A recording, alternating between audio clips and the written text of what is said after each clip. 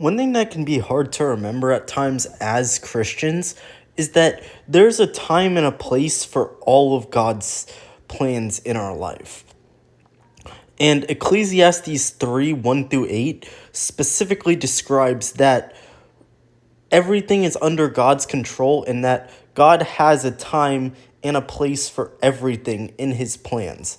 So oftentimes we're just around in a season of waiting for the next big step in our lives, which, don't get me wrong, is really hard because oftentimes it's just natural human nature to want things now, but we just must wait for God's perfect timing because God knows everything.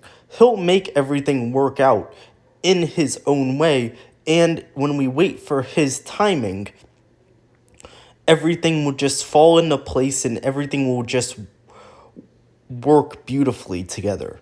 Now, that's not saying that we must or that we can't just slack off and not do anything. We still have to work towards our goals and the desires that God puts in our hearts and our minds. For example, if I wanted to become a pro athlete, I can't just slack around at practice and in games. I have to perform. And I just have to do what's possible for me and let God do the rest.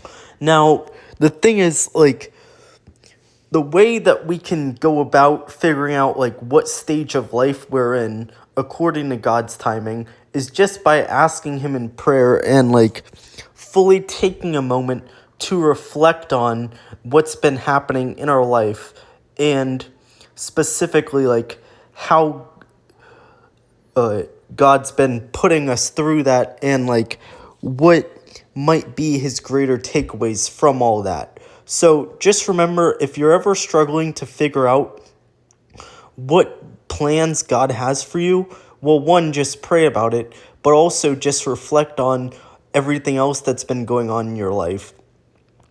And you can often figure out that way if you can to determine whether you're in a season of waiting or a season of action or really any other type of season.